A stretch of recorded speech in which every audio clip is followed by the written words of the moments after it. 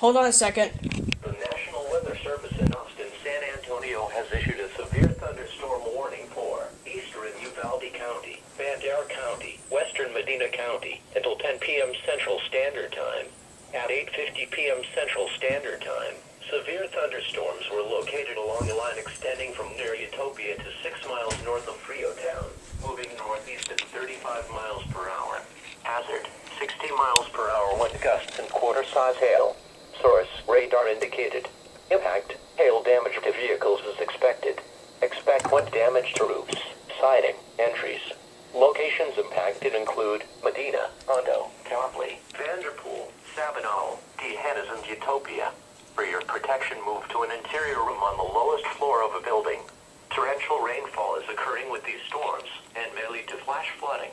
Do not drive your vehicle through flooded roadways.